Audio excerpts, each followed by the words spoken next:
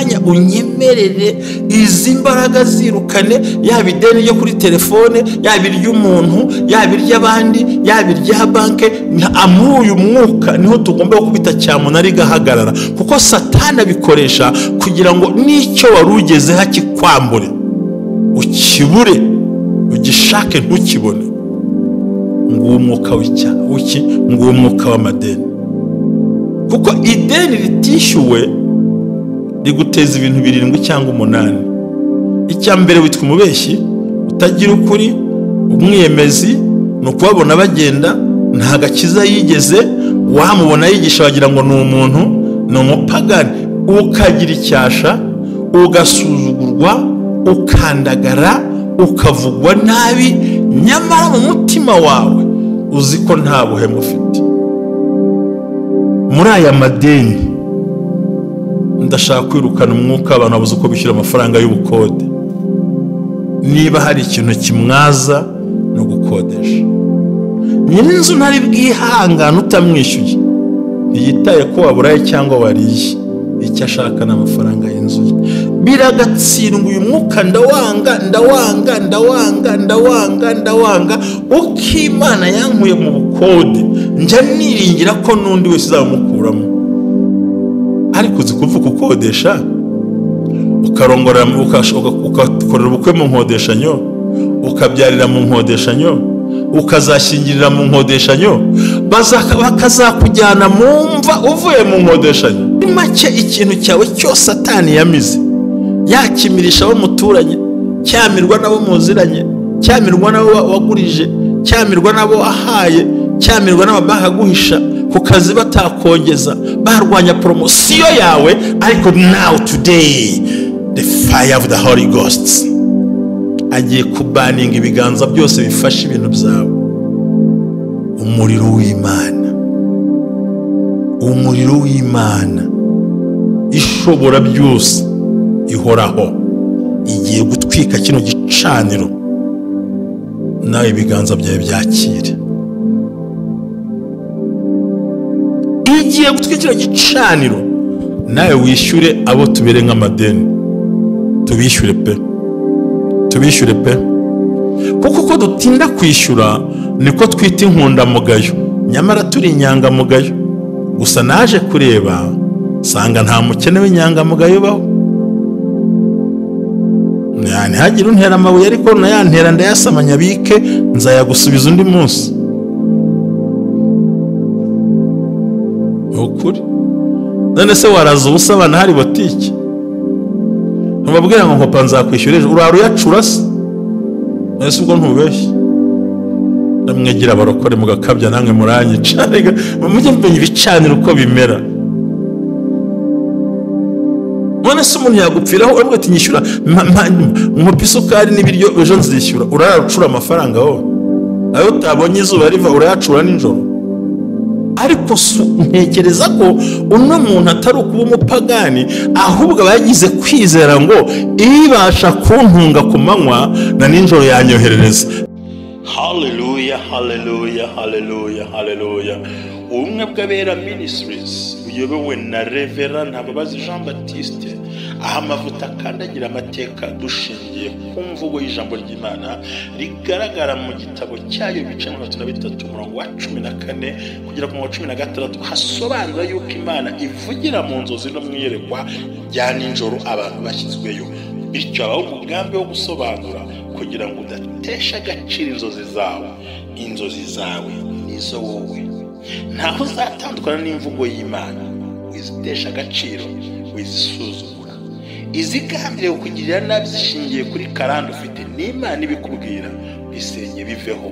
Ibishingiye mu kuri nabyo bisenga ukiranuke. Ubumwe bw'abera ministries, buri muntu wese mu itorero rye abo wejejwe akore nk'imirimo, ariko duhurire mu gukiranuka no kubaka ahazaza hawe hashingiye ku nzozi zawe n'imitekerereze yawe n'ibikorwa byawe.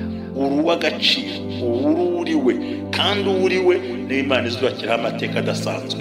Ubumwe bw'abera ministries, umuntu arisanzura akamenya yuko Imana iri mu ruhande rwe. Shalom.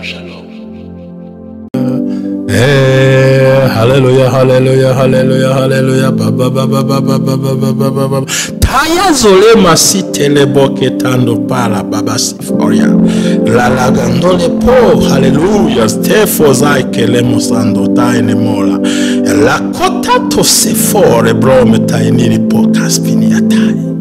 Uyu munsi ndagira ngo dusenye ibicaniro bibiri bikomeye, igicaniro cy'amadeni no kunyagwa cyo bita inyatsi, umwuka w'inyatsi tikala masaka dekoria rabasete rebonde taine moglame bari abofai. Uri Imana urashoboye, uri Imana ifite imbaraga, uri Imana ukora ibitangaza, uri Imana ufite gukomera. Twarakwiringiye turakubona, twarakwiringiye turanezerwa, uri umukiza, uri umutabazi.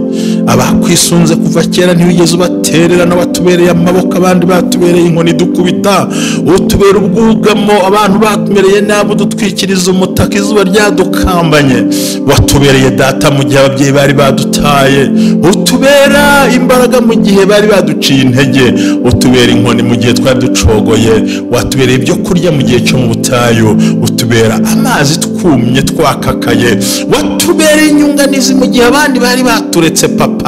Uyu munsi wa none ndagushimye kuri uyu munsi de flome kaidere passportai gitondo cya saa 12 mu izina rya Yesu Kristo w'i Nazareti hano mu Rwanda. Ndasabye kugira ngo ufashe buri muntu wese yongera impumuro nziza, utuma dusenyera ibicaniro, kuko mwami ni ikiza waduye ngo dusenye ibicaniro by'uburyo bwose. Ndagushimiye kuri rihishuri rwatanze, ndagushimira kuri izi mbaraga n'icyerekezo ariyo ko peste foretail de sanse bene. Haleluya, mavuta data yawe igikundira amano kugicanira akora ibitangaza, yegere ku wese nyagora ko mamurengera mwese mvira isengesho n'igitondo. Ndasenze data buje kugira ngo umugirire neza, yongera umwambika imbaraga n'umunezero n'ibyishimo, amahoro lakiba ine fode tlama steforia bona pai.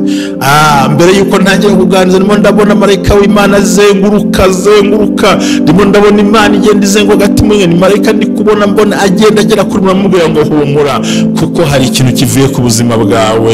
Yo kivuyeho. Burya umwuka w'amadeni uri mu buryo bubiri, stele fola pai. Hari ukububereye nk'umuntu ideni, hari no kuba abantu bakubereye ideni. Ubu ibereyemo ugashaka ukuntu umwishyura,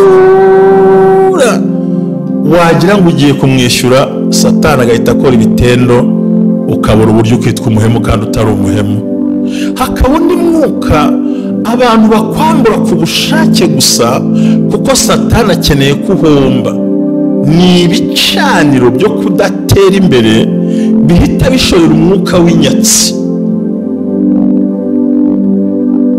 bigashorera umwuka w'inyatsi. Inyatsi yo ni iki? Ni igihe wamburwa icyo wari ufite, icyo wari utegereje, icyo bari bakwemereye, n'icyo mwari mwaganira n'umuntu, amahirwe akakunyura imbere uyareba. Ngiyi inyatsi, ngiyi inyatsi shitekala posta, ngiyi inyatsi. Aka kanya kuri uyu munsi wa none nyemera twongere tuzamura isengesho, uvuga ngo mwami Yesu, kuri uyu munsi wa gatanu ndashaka kubona igitangaza cyawe. Buriya nubwo utabizi, uyu mwuka ngiye kwirukana, hari abantu bagiye kubona amafaranga batari bazi aho yari yaragiye.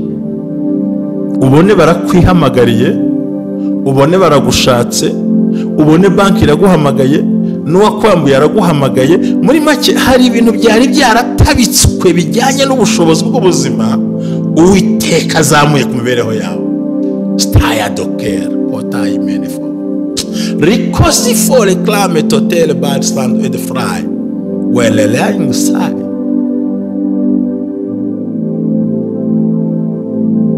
Uyu munsi muri mwe ndimo ndabareba bitari munsi y'abatandatu bagiye no kurenga, ariko abo mvuze n'abantu bagiye guhabwa amafaranga batari bazi ko akibaho, batari bazi nayo ariyo, ariko Uwiteka gutunguje amafaranga mu buryo butunguranye.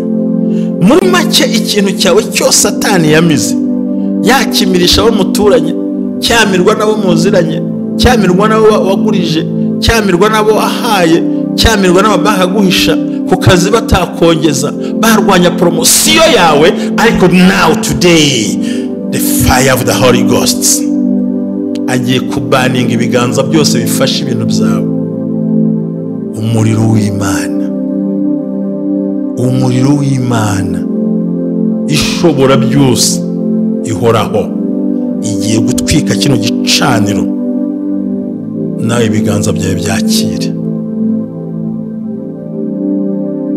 Igiye gutwika kino gicaniro, nawe wishyure abo tubere nk'amadeni, tubishyure pe, tubishyure pe.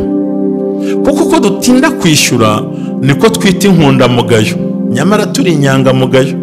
Gusa naje kureba sanga nta mukene w'inyangamugayo baho. Ntihagire untera amabuye, ariko nayantera ndayasamanya bike, nzayagusubiza undi munsi. Ukuri none se waraza ubusabana hari botike, ntubabwira ngo nkopa nzakwishyurira, urara uyacura se? Ese ubwo ntubeshye? Namwegira abarokore mugakabya namwe muranyica. Mujye mumenya ibicaniro uko bimera. None se umuntu yagupfiraho urabwo ati nyishyura nkopa isukari n'ibiryo ejo nzishyura, urara ucura amafaranga wowe ayo utabonye izuba riva, urayacura nijoro. Ariko ntekereza ko uno muntu atari ukuba umupagani, ahubwo abagize kwizera ngo ibasha kuntunga ku manywa na ninjoro yanyoherereza, reka ngende nikopeshe nzishyura. Rero cyagiye wizeye nuko ugiye kubyakira, Satani agafunga ibarabara kugira ngo cya kimwaro ugire ikibazo cy'inzara, ugire ikibazo cy'amadeni, ushyire n'ikibazo cyo kumwara muri karitsiye no kugusebya n'amagambo. Ntiyumva ukuntu dayimoni akora. Iki gicaniro turi mu izina rya Yesu turagikungura, turakimanura, turakirandura, turakibaninga mu izina rya Yesu. Uyu mwuka mubi wari ukwatatse tuwukuzeho ubutware n'ijambo ry'Imana.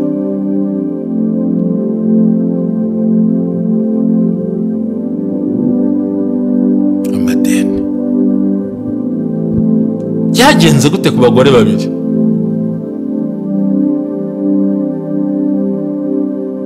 Umugore umupfakazi wo kwa bene Eli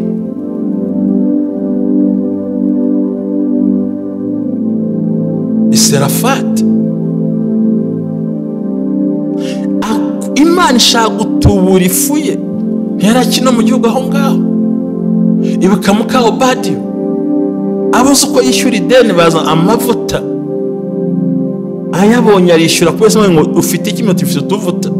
Ndagira ngo rero aka kanya unyemerere izi mbaraga zirukane, yaba ideni ryo kuri telefone, yaba iry'umuntu, yaba iry'abandi, yaba irya banke. Amuyu mwuka niho tugomba kubita cyamunara igahagarara, kuko Satani abikoresha kugira ngo n'icyo wari ugeze hakikwambure, ukibure, ugishake ntukibone. Nguwo mwuka w'icyaha, nguwo mwuka w'amadeni. Kuko ideni ritishyuwe riguteza ibintu 7 cyangwa 8. Icya mbere witwa umubeshyi, utagira ukuri, umwiyemezi, no kubabona bagenda nta gakiza yigeze, wamubona yigisha wagira ngo ni umuntu, ni umupagani, ukagira icyasha, ugasuzugurwa, ukandagara, ukavugwa nabi, nyamara mu mutima wawe uzi ko nta buhemu ufite. Muri aya madeni ndashaka kwirukana umwuka abantu babuze uko bishyura amafaranga y'ubukode. Niba hari ikintu kimwaza no gukodesha, nyine inzu ntari bwihangana utamwishyuye, ntiyitaye ko waburaye cyangwa wariye, icyo ashaka n'amafaranga y'inzu ye. Biragatsindwa uyu mwuka, ndawanga uko Imana yankuye mu bukode, njya niringira ko n'undi wese uzamukuramo. Ariko uzi kuvuga ukodesha, ukarongora, ugakorera ubukwe mu nkodeshanyo, ukabyarira mu nkodeshanyo, ukazashyingirira mu nkodeshanyo, bakazakujyana mu mva uvuye mu nkodeshanyo. Mbega karande. Toka Satani mu izina rya Yesu, topere for la glame. ese byo mvuga mwe murabyumva ra byo mvuga mwe murabyumva bicaye hano kuvukira mu bukode erega ndumwe n'abantu benshi urwo bacitse ngo barafashwa kuvukira mu bukode ugakorera ubukwe mu bukode ukabyarira mu bukode ukazareka kubyara ukiri mu bukode ugashyingirira mu bukode bagakura n'isanduku yawe mu bukode uri muri Afurika. Toka satani mu izina rya Yesu. Yendi Burayi nabyumva na Amerika nabyumva n'ibihugu byo hanze nabyumva ko kubaka ntibyoroha hano wabisekundi ariko mu gihe rukarakara icyubaka chambrette yemewe rezo se fo peketa idele mosandori yabora herekuta sotere fore glai katika jina la Yesu imwuka ndawukubisa. Uziko wishyura amafaranga inzu waba ari imyaka uyishyuye ugasanga bari kuba bubatsemo inzu ya miliyoni 40 kandi ntafite imwuka ni mubi urambura uri muhemu noneho hadutse indwara ufite n'abana benshi ntibakimuha inzu ngo tuwarete tuzura ariko bafite rezo niyuzura bacukura indi hehe ko parisera ari ntoya. Ibi byose ariko ni imbaraga mbi z'abadayimoni mu kunaniza umuntu wese yemewe gukurikira Imana. Izi ni imbaraga mbi zinaniza umuntu wese ushaka kugira ngo yegere Imana. Satani akomeretse ubuzima bwe maze amuza n'igicaniro cy'amadeni no kunyagwa.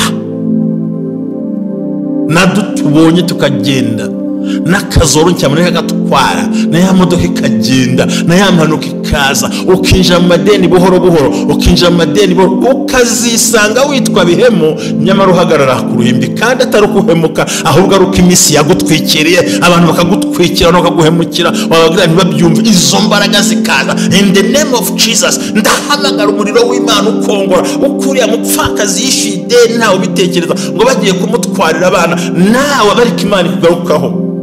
Gutwara abana no gutwara inzu waruhiye gutwara no gutwara ibyo waruhiye gutwara ngo twishyura tujyana dukorere yibaza ukuntu abantu bagiye guhinga ariko Imana iramutabara. Ayo mavuta yakoze aracyahari Imana yashyizeho yashyira ku bandi bashumba aka kanya mu izina rya Yesu. Ntibigusaba gusohoka mu idini urimo genda urigumemo ariko wereye muri ryo ahubwo unyemerere dufate muri kino kirere kizana amadeni n'akavuyo n'akajagari kizana icyangiro n'urusaku n'induru ku buzima bwawe kikubwira ngo ntibizakunda ni hazo piramanda ke pola prabifa tepiko sandere pola nyumvira kandi tugendane uyu mwuka mubi cyane bagasuzuguro muri quartier mu rugo muri banke mu bantu kuri konti ahantu hose Satana kuhoraho kumwade kuverida shira arashaka gutwara umwana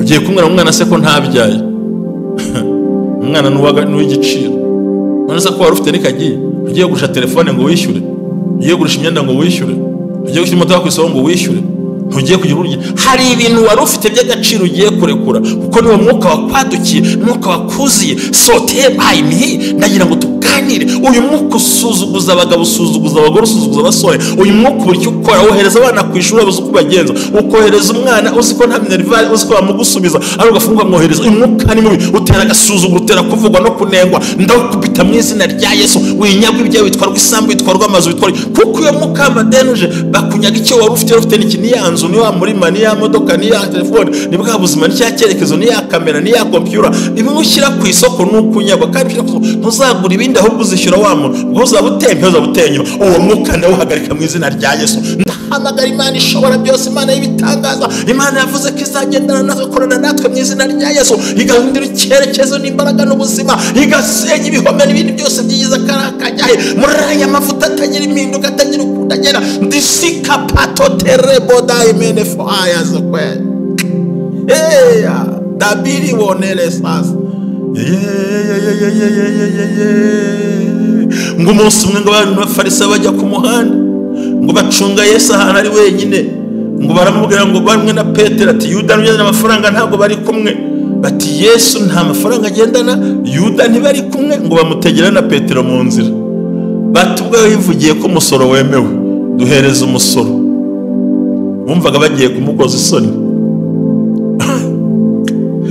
ubuswa bwawo bamutegera hafi y'inyanja. Yesu ntajya buri gisubizo. Abantu bagendanye Yesu ntajya buri gisubizo. Ahita abwira Petero ngo manuka hepfo iriya ngo urobe ifi wasamura isamake kure nk'ibiceri bijyanye n'ibye maze twigendere. Ifi barayirekura barishyura barumirwa.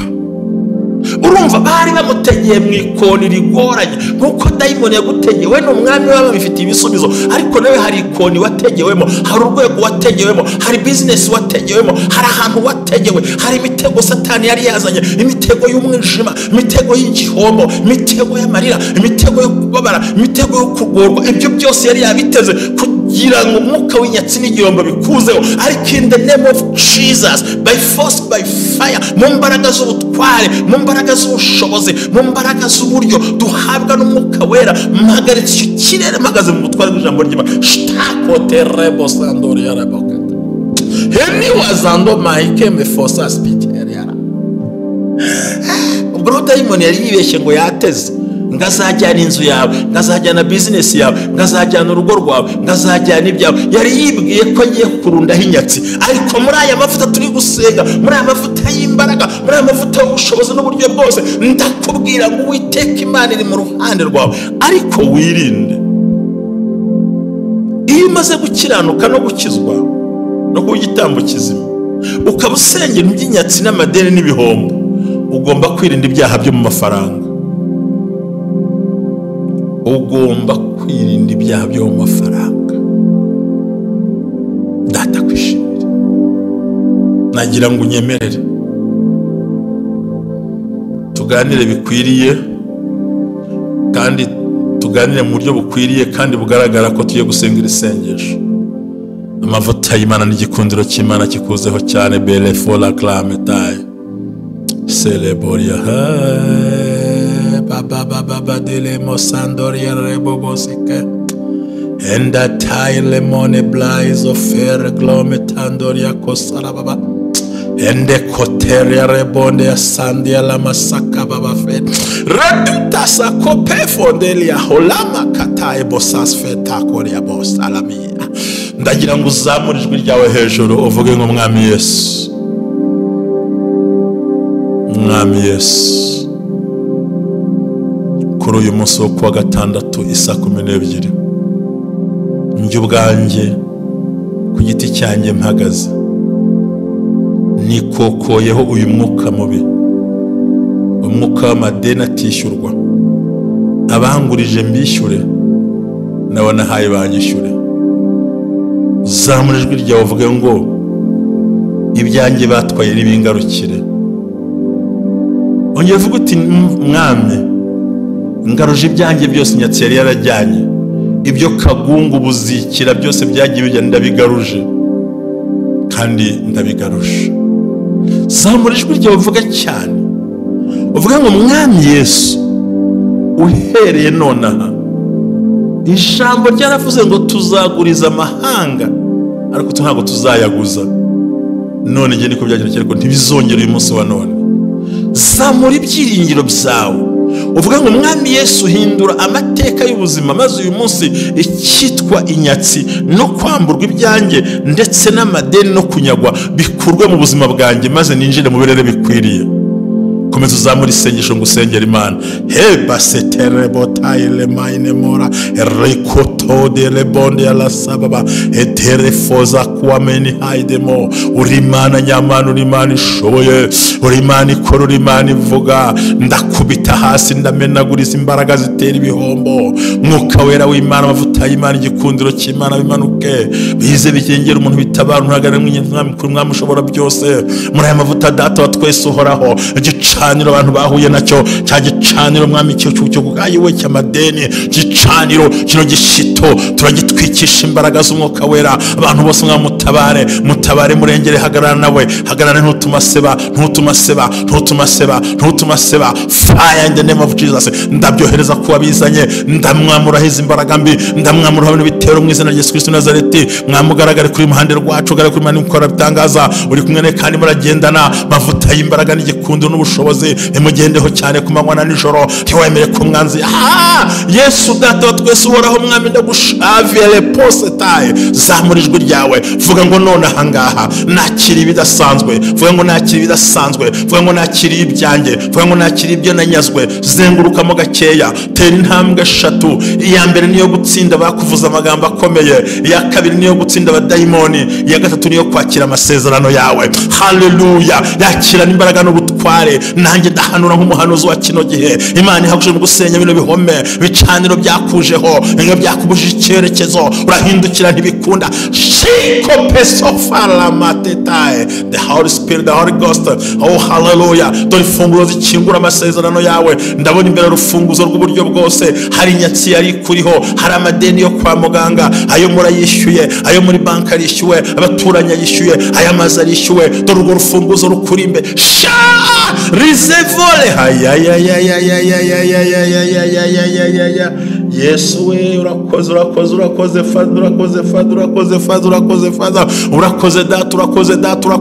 urakoze data ndimo ndabona marayika zungukana urufunguzo rukingura ya mitamenwa yari yaraziritswe ku buzima bwawe nta ntambwe yatera ngo bikunde byakwangiraga ariko amavuta y'Imana munsi rezofa bene wataye drama clame topel for grace of ya urakoze data ndagushimiye dore umushubije ubuzima nukurura murengeye yahora gasirikira kwa muganga none uramutabaye data mwambuye henyatsi yo kurwara no kurwaragurika dore amateka mashyashya ngiye kubona mbona umuyaguje mu rutoki mbona mareka yaje aruhagarikiye avuga ngo ntabwo ruzago bisobanura ngo amasezerano ntakiguye homura ntabwo bantutinye Imana iri kumwe nabera kurengeye aho uhagaze muri Amerika ndimo ndakora muri uwo mujyi ndimo ndawubona homura muri Washington Imana izagutererana umva madawira wigira ubwoba aho wasize muri cya gihugu ntago bazumva ibyabo byabananiye humura Imana ihagararanye nawe rakotile fozaide mora Imana ibaho umugisha Imana ibagire neza karakagaruka kandi bikomeje kubaho kandi tuma dusenga Imana dutabarwa ko Imana isho kugira kagaruka muhumure mutuze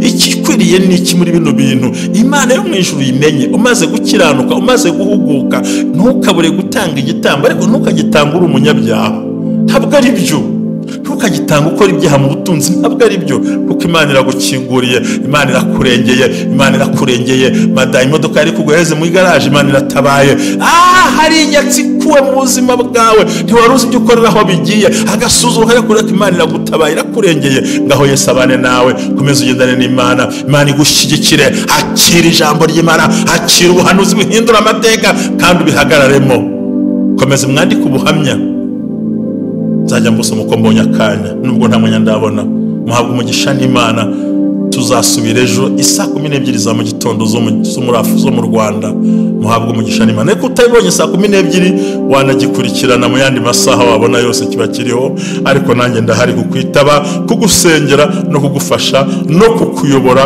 mu byo wifuza nk'ibintu byose amahoro y'Imana n'umugisha nawe shalom tayire mose